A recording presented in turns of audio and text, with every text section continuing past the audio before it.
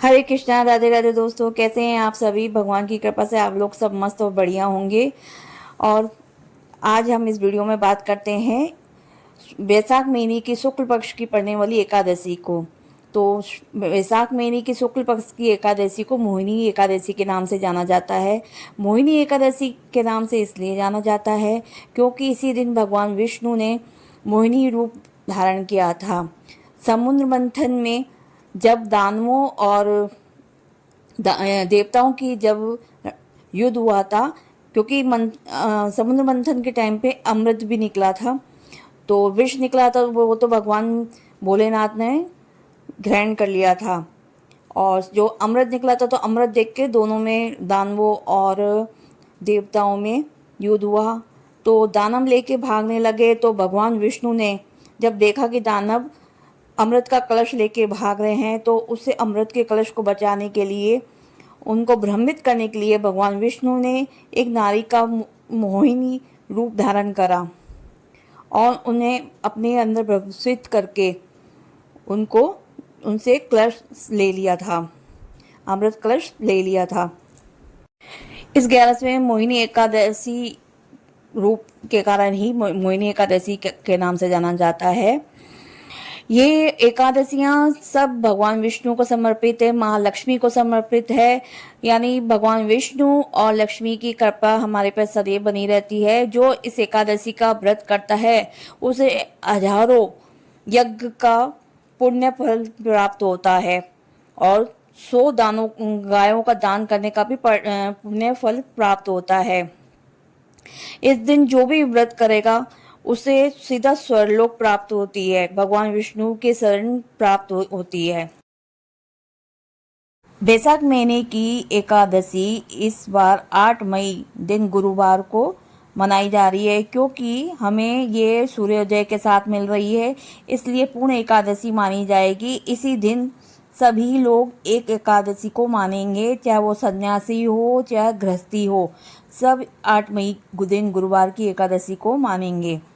वैसे एकादशी का प्रारंभ 7 मई दिन बुधवार को 10:19 पे प्रारंभ हो रहा है, लेकिन सूर्योदय के साथ हमें 8 मई को दिन गुरुवार को मिल रही है।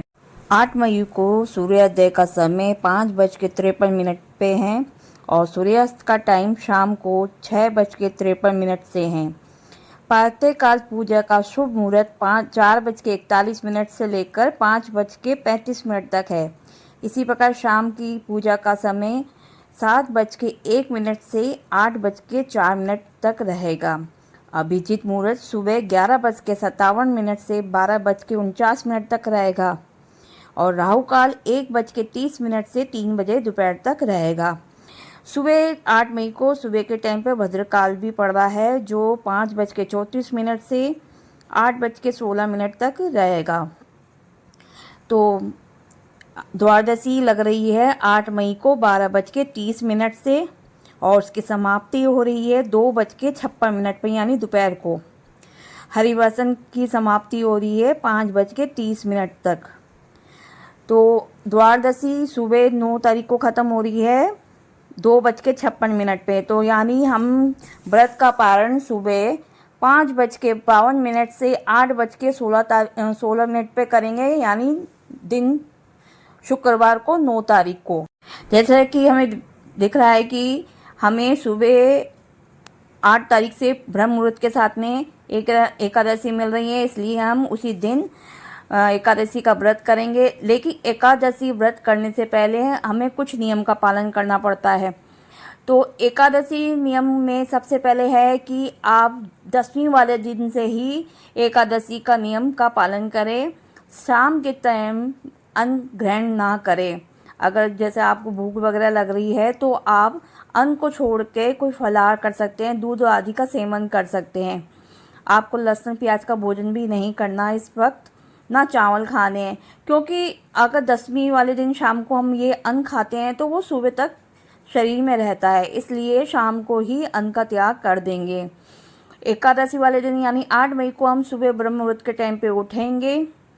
अपने रोज नित्य का कार्य करने के बाद में अपने नहाने की बाल्टी में थोड़ा सा गंगा जल या त्रिवेणी से आप लाए हुए जो जल है उसको अपनी बाल्टी में डालें, बाल्टी को सबसे पहले मांज लें, उसके बाद गंगा जल या त्रिवेणी का लाया हुआ संगम जल मिलाकर स्नान करें। स्नान करने के बाद में भगवान विष्णु लक्ष्मी जी की पूजा करें। स्नान करने के बाद में आपके घर में अगर लड्डू गोपाल है तो उनको पंचनामत से स्नान करें, उन्हें इत्र वगैरह चंदन वगैरह लगाएं ताकि उनमें ठंडक बनी रहे, गर्मी बहुत है।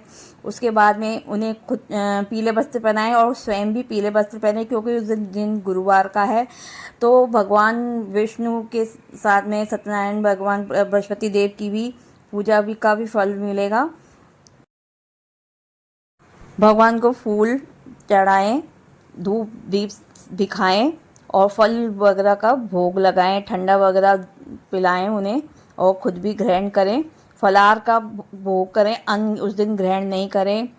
उस दिन गुरुवार है तो अपने घर के द्वार पे गंगा जल का छिड़काव बाहर की तरफ करें और अपने मुख्य दरवाजे के दोनों ओर हल्दी से दोनों दरवाजे के दोनों तरफ सतिया लगाएं, यानी सातिया माने।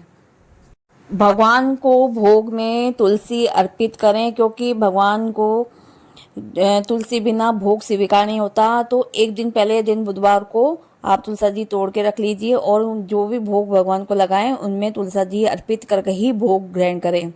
जब आप व्रत का पारण करें तो पारण के समय भी चरणामृत और तुलसी जी को ही ग्रहण करके अपना व्रत को खोलें। इस दिन विशेष रूप से आप हो सके तो दोपहर में ना सोए। अगर कोई बीमार है कुछ है तो उसकी बात अलग है, वैसे उनको व्रत भी नहीं रखना चाहिए। जो शारीरिक रूप से स्वस्थ है वही इस व्रत को करें।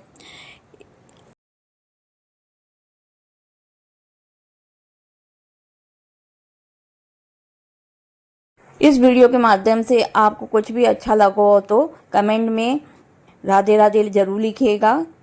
ओम भगवते वासुदेव का इस दिन जाप जरूर करें और कमेंट में भी लिखिए। वीडियो को लाइक सब्सक्राइब करिएगा।